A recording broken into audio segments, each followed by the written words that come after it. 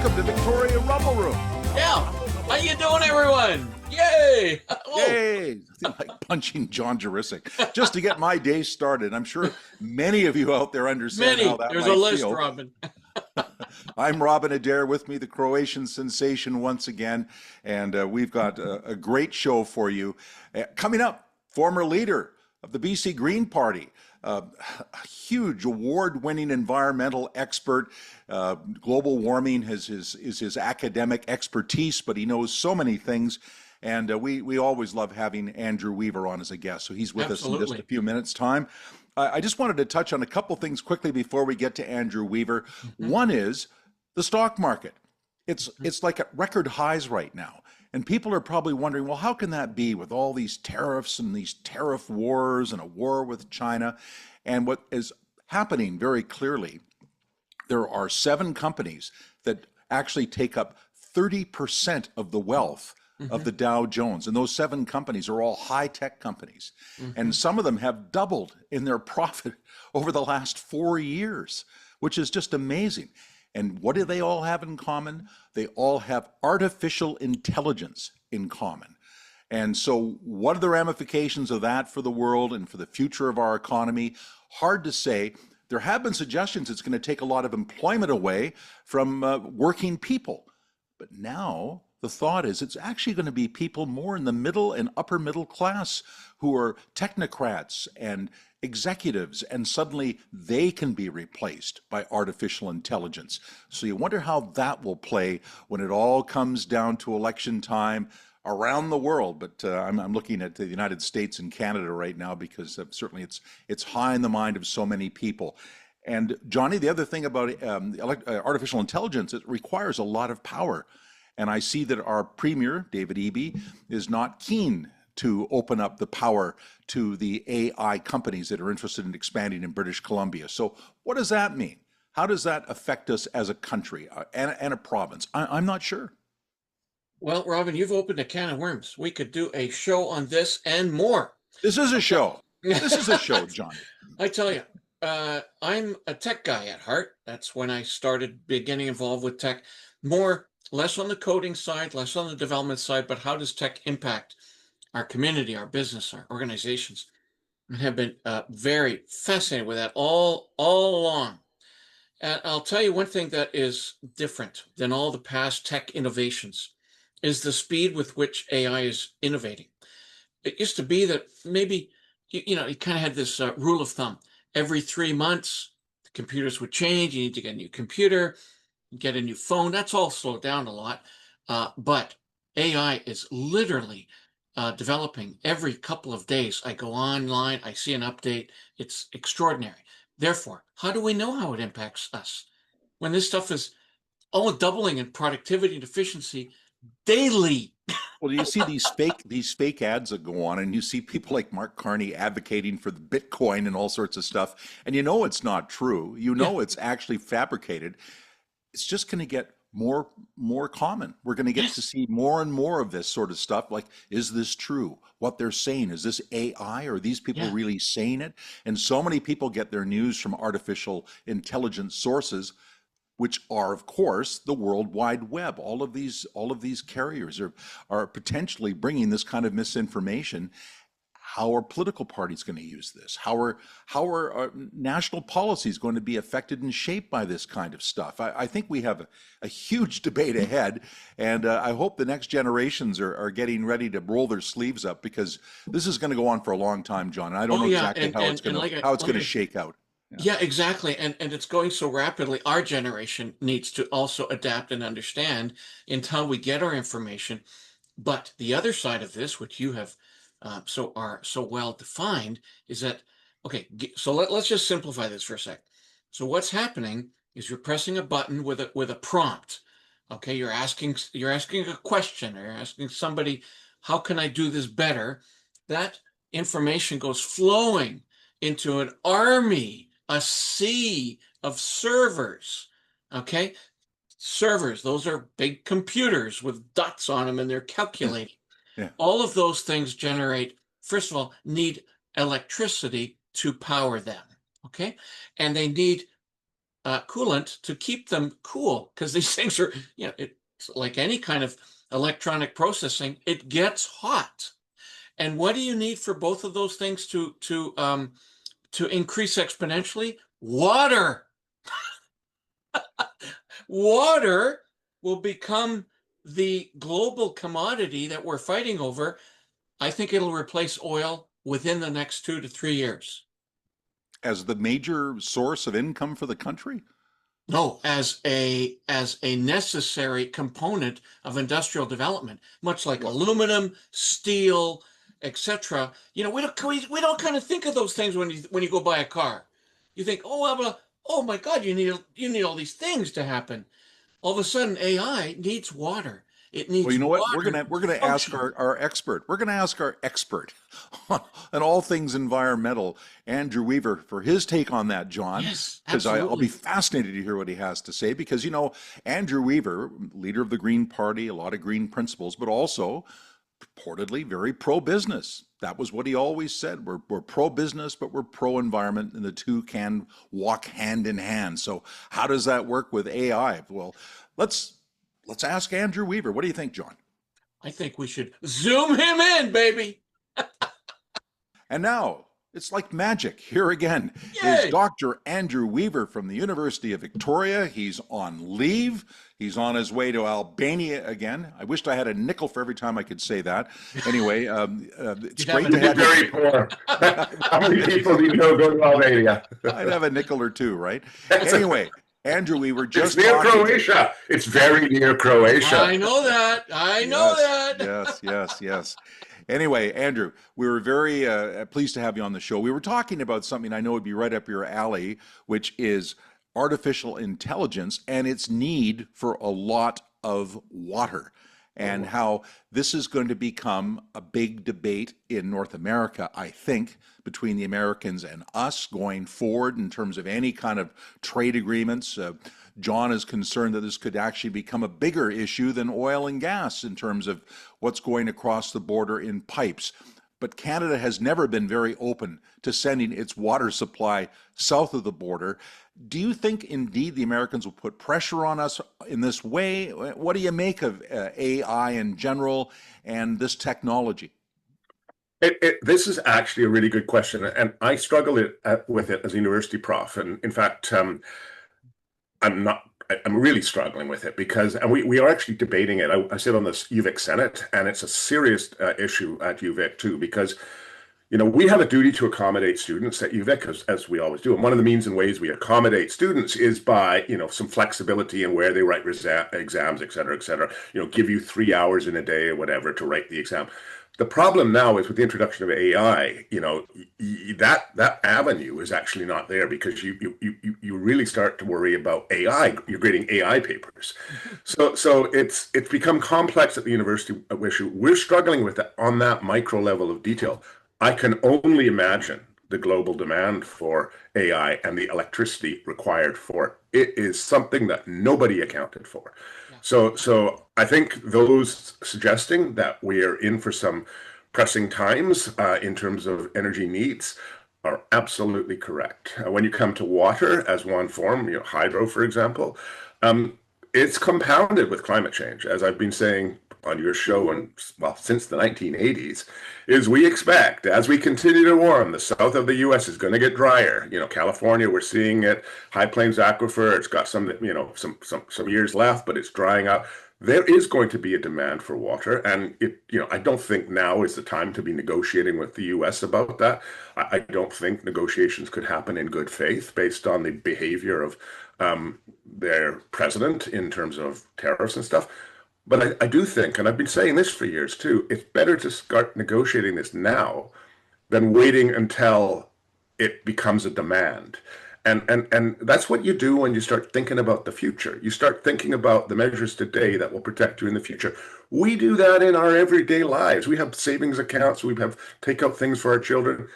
The political establishment spends all their time, in my view, worrying about what it takes to get reelected 4 years from now. And nobody thinks about the long term.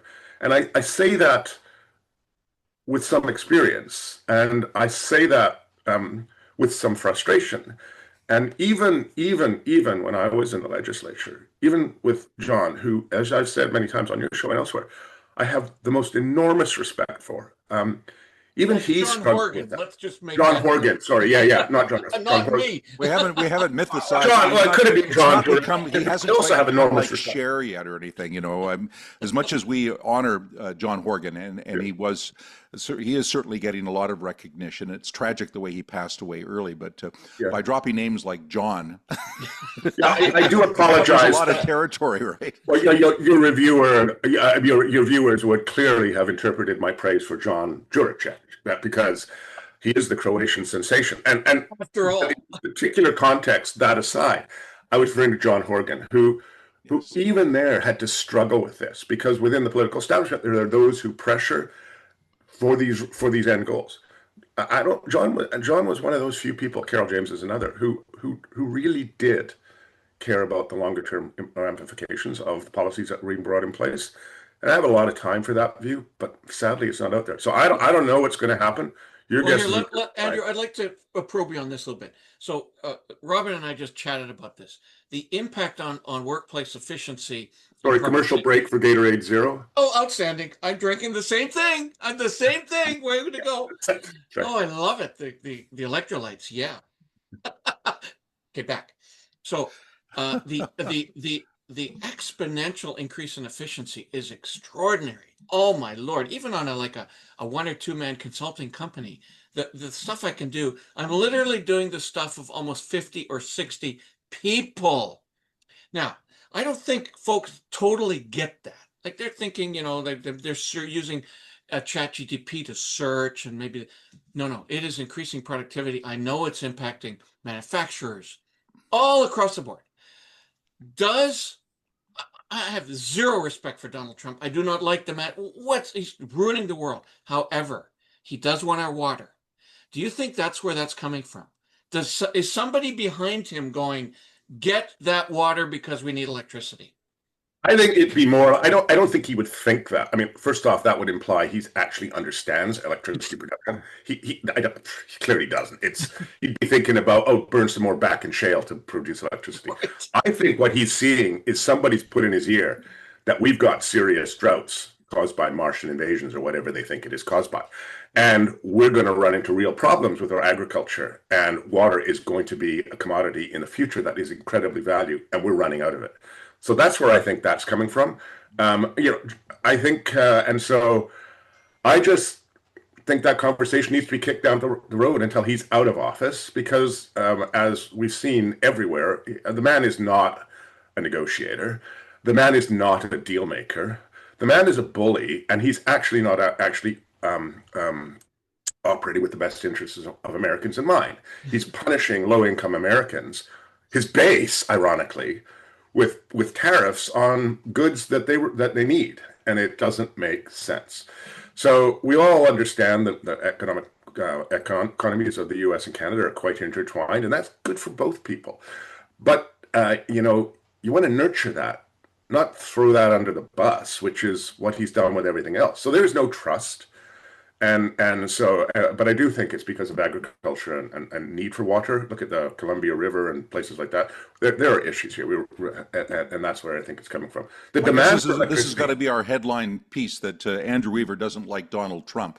But I think you probably lose all your readers because everyone knows. I've yet to find somebody. Yeah. Well, I've seen a few. Well, I know a few people that actually don't mind Donald Trump, we've but had a few even on our show. They're out there. But I want to just on your show. Yeah. Oh, but I used to have your show and hold it in such high regard.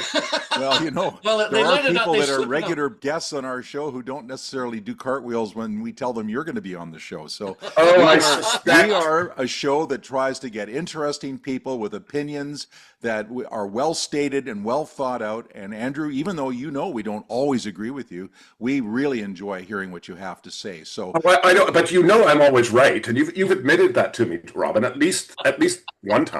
I find you rarely on the right. However, I just want to say, Andrew, that we are now interested in talking about something else, carbon capture, because Mark Carney has drawn a line in the sand that we can't export this oil that the Alberta government badly wants to send to Prince Rupert by a new pipeline until there's a carbon capture process. And apparently there is a company there that's ready to do it.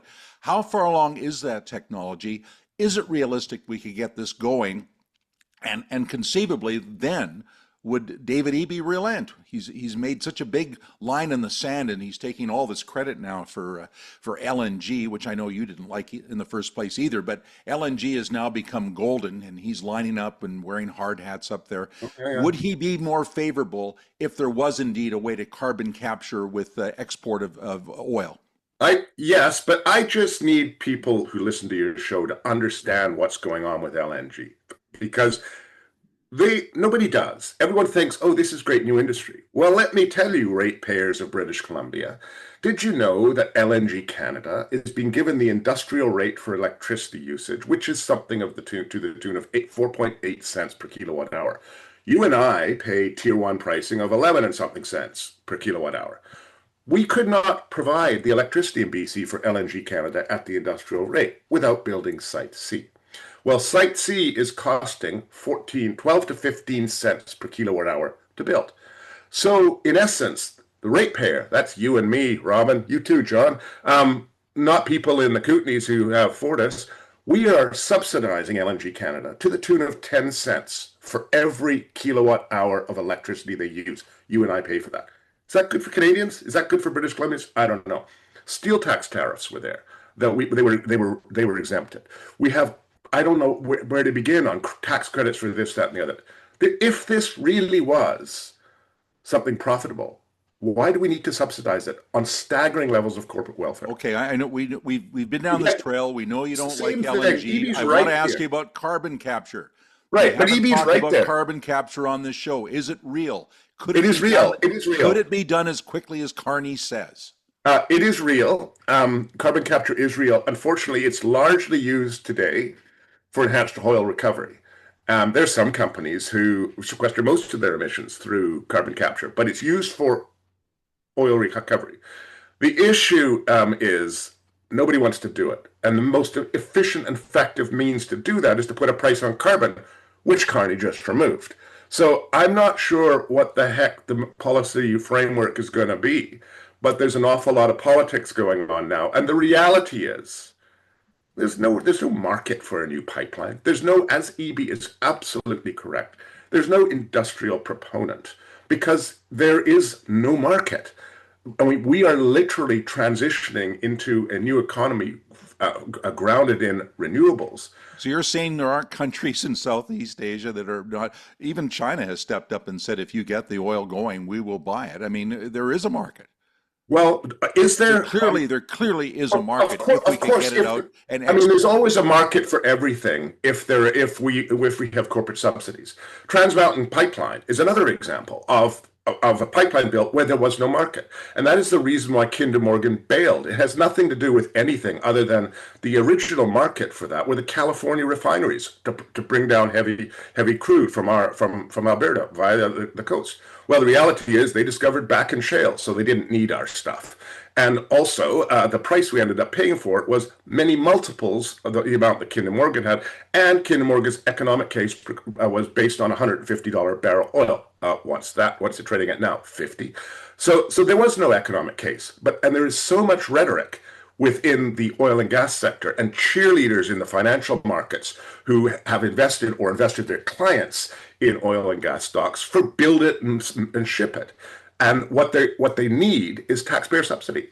We're not subsidizing other sectors to the tune that we're subsidizing. Allows here. I'm slipping. Carbon capture still, yeah. I'm slipping in. Okay, because I've asked this question all over the place. Therefore, what is the state of Green Party policies in current government's lexicon? Like, where is it? It seems to me. What's the green answer, Andrew? Yeah, well, Andrew, you make sense, but I don't think anyone's going to listen to that. I know. We want to push gas out. We want to push oil out. But I come back to 2017. 17% of the population felt quite enamored with the message that I brought with the party at the time to provincial discourse. And that message was not focusing on the negative, but focusing on the opportunity, because every environmental problem can be seen through one of two lenses: the lens of the hopelessness and despair, let's protest and shout and say stop, or the recognition that whenever you address and attempt to solve that problem, you're incentivizing innovation and creativity, which is the foundation of a vibrant economy. And this is precisely what China has recognized. And this is precisely where China's heading. And this is why we are now throwing tariffs on their electric vehicles, because they've decided to go all in on decarbonization. They've gone all in on the addition of solar power, like nobody's business. What do we do in BC? We have Daniel Smith putting moratoriums on wind power, basically saying we don't like the free market. We want to stop it. So it makes no sense for us not to recognize the challenge before us and to actually take advantage of it, because we're going to be left, but Andrew, trying to sell dodo birds that nobody wants anymore, right? It makes political sense, okay? It does. Right? It does. Yes. I was sitting with Elizabeth May this past weekend. We were at an event together, and she had, and this is no sort of disclosing confidences or anything. I think it's quite obvious. And she was saying that she was quite pleased that Carney had got elected, and because he brought a quite a green agenda. She goes, now that's all gone. It's all out the window. It's all build, build, build, build. But that's what the electorate wants. So what are you going to do? You can build, build, build, build, but you have to do so cleverly. I look at British Columbia. When was the last time we've actually done anything functioning with new mine development? It's because we're mired in no. So it's not about saying no. It's about creating a policy framework that incentivizes innovation to do what we need to do better, cleaner, and wiser, and more efficiently. And then you get the value added of the widgets and the stuff, but you also have the technology that you export. I mean, I'm tired of using a well-beaten analogy that I used to use in the legislature. A BC-based company that started out at UBC called MineSense. They basically were able to do assays in the bucket at the front of the mine face to determine whether the mineral is economic or not, to crush it. That technology is an example of innovation that is proprietary, BC based, and that could be marketed as well. So this is never about saying no. It's also not about saying no to the oil and gas sector, but it is about saying no to outrageous subsidies for one area, because the government's job is not to pick winners and losers in the market. The government's job is to set the framework so the market can be efficient and fair without, some staffer in Ottawa who'd been influenced by some lobbyists from Alberta suggesting that we need to do this for this sector, and then some politician who hasn't. I'm gonna shift it again, Andrew. We're gonna stay, but we're staying in your wheelhouse because I can feel you're so comfortable. We're just gonna talk about this, Andrew. Talk about that, Andrew. And it's just like pow, pow. So this is great. You get me going. I got lots to say. It's Rumble Room. Where else is there this lonely pre-Albania life, and we're trying to help you. But where else is there a safe place to have these conversations than the Rumble Room? Exactly. That's what we like to On think. university campuses? No, I'm not so sure. John just drew attention to your close personal friend Elizabeth May, but now provincially we have Emily Lowen, a former UVic activist who's, I believe, 25 years old. She says she's going to take down the oligarchs and she's going to change the economy. And she's got a groundswell of young support around her. And she's trying to change the whole discussion through the green movement. How successful do you think that can be? Have you spoken to her? What do you make of it? I know Emily very, very well, and I have enormous respect for her. In fact, I supported her, and she got to the final stages of a Rhodes Scholarship application out of University of Victoria. So there is no doubt she is a very, very talented, a very articulate young woman who has a great career ahead of her. With that said, this is an absolute disaster that she has taken over leadership of the BC Green Party. The BC Green Party had an opportunity here, given the dysfunction in BC politics, and I mean, dysfunction is probably a very kind word. Yeah. I mean, we're gonna get to that in a minute. You might actually be losing viewership, because if you want a good Rumble Room, just watch an hour of the legislative TV. I mean, we'll get down to that. Yes, sir. All right. So, but it's a disaster for the Green Party, because first off, let's think about how she got elected. She got elected by bringing many thousands of members in. That's great. Good for you. However, in the BC Green Constitution, members, I believe it's under the age of 30, don't actually have to pay a membership fee.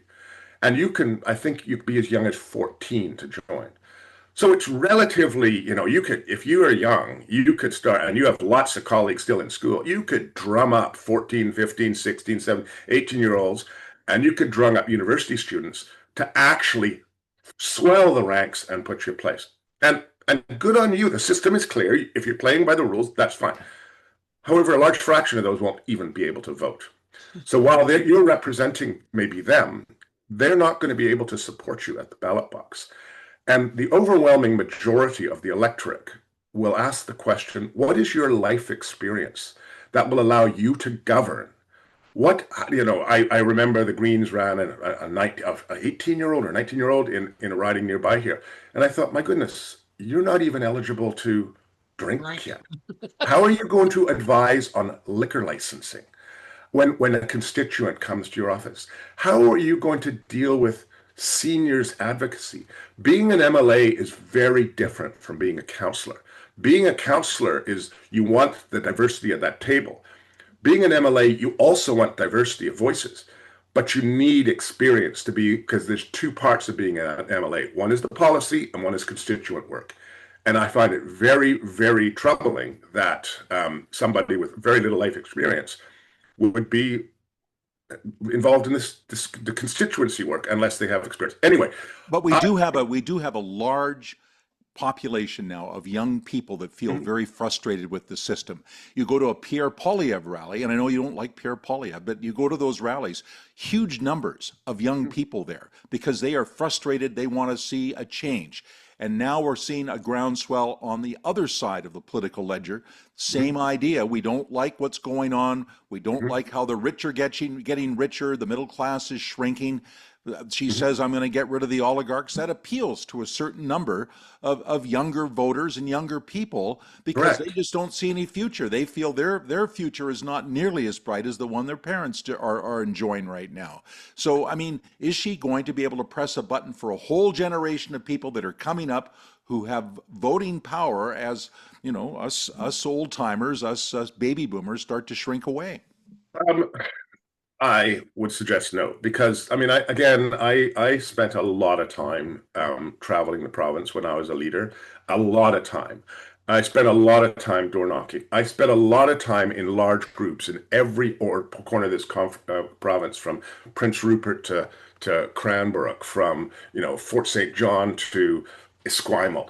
And what is clear to me is 60% of the electorate, plus or minus, actually do not have radical views. There's 20% partisan left, 20% partisan right. You're never going to change them. They're set in their ways. 60% of people in the middle just want politicians to get on with things, govern for the collective, put the collective interests instead of their own petty quarreling, work together for the betterment of society. Those 60% are unhoused right now in British Columbia. The BC Greens have pivoted to the farther left. Sonia took them to the far left. Emily's literally taking quotes out of Marxist doctrine and has taken them to the extreme far left. Language like after the oligarchs. Like, what oligarchs? Mr. Jimmy Patterson, one of the most philanthropic donators to the province of British Columbia, a man who rose from rags to riches from East Hastings. Is he who you're referring to? Because I don't know a lot of other oligarchs, as you would term them, or wealthy. I admire Jimmy Patterson for what he's done for our province in terms of, there isn't a hospital in British Columbia probably that hasn't got something that he's given there. So I don't know what you're talking about. It's rhetoric. It's alarmist rhetoric. It's polarizing rhetoric, and it ensures that you're not going to be taken seriously. You're just simply not. And because, how long have you had a bank account? I don't know. How are you going to run the economy of a province if you've only been managing a Andrew, budget I'm going to shift again. I'm yanking you out of that, and I'm putting you right back in. All 32 million of our viewers would stop watching if I didn't ask you, is Doug, is the BC Conservative Party leader in British Columbia going to last More than 6 months. What would you advise him, Andrew? You know, I am never short for words. I know. Oh my God. I'm not even going to walk into that morass of horse manure. Like it is. Wow. Hey, Robin, look. This I'm is great. speechless. We actually Stopped asked him in his Andrew Weaver a tracks. question he couldn't answer. This is great. And I tell you what I think we need. I'm going to play politics here. You asked me a pointed question. I'm going to pivot and answer the question I wish you'd asked me. Okay. Perfect. Do that. So the question I wished you asked me is, do we need another party in British Columbia? And my answer would be yes. We have David Eby, who in my mind has lost the playbook. We've got John Rustad. Who's made you speechless? And speechless again. We've got like one BC, which now are kind of like, a bit like the Greens in terms of way out there on the other stream. So we've got these really extremes, and then we have just slightly inside the extremes, more extremes, and we have chaos, and 60% of British Columbia, I all the time, it's funny. The number of times I'm just merely trying to run go through Costco to pick up my groceries. And people come up and say, God, we miss you and John so much. Could you run again? Like, Oh. I kid you not. It happens all the time. It's because people are aghast at the dysfunction. And they remember that time from 2017 to 2020 when politicians... John and I thought we were different people, but we realized we were governing for the collective. You may not like what we did, but I can swear that John would not have done something he thought would deliberately hurt others. Nor would Carol. They were passionate about their values and views, and I was too, and we respected each other for that. And because of that, we realized that the best way forward is to listen to each other and find commonality. And then we can double down supporting that commonality. That, I think, leads to good governance. And that is what we don't see now. We see nonsense. We see Sorry, EV. Robin, I'm going to jump in because I have a second question. Therefore... Well, you're good now. You guys had speaking how to interrupt Andrew when he gets on a monologue. Well, because Andrew could talk on one question probably for our whole show. Okay, well, so... Are we going to talk about the Oilers this year? Let's lead to the next... But we are getting close to wrapping too, John, just to keep in mind. Absolutely. Well, the next natural question, which, our now 82 billion viewers want me to ask you, who then becomes... 82 billion? You invade another planet.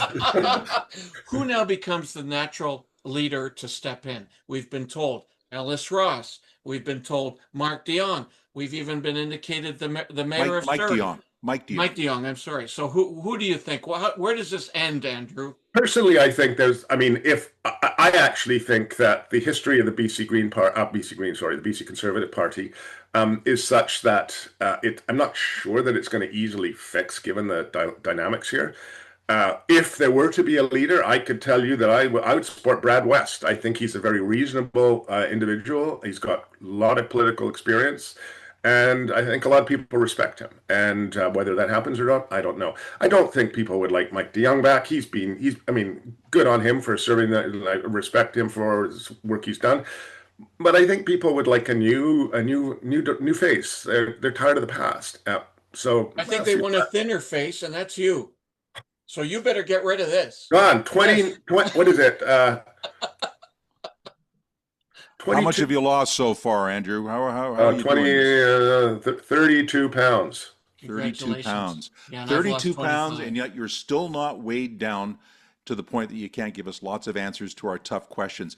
We're going to have you back again. Albania. I guess are you away for Christmas in Albania? I am, yeah. Well, it's beautiful. I guess Christmas in a Muslim country would be a pretty big deal. Well, no. I was there during Ramadan during the spring.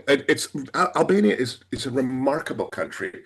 It's a country that has recently emerged from totalitarian dictatorship. Yes. Ironic, as many other nations are moving into that realm. Yes. Well, we're going to save all of this. They rejoice their freedom, and they are a beautiful people and a beautiful Albania society. into these little clips. We're gonna talk more fulsomely about Albania and about world politics. We haven't talked about that for a while, really. There's a job for me. I'll become the ambassador you've to always got a Albania. future on the Rumble Room, Andrew Weaver. So thanks very much for being on the show. And You're trying to cut me off. I don't want to go. I don't want to go. rumble on, Andrew. Rumble on.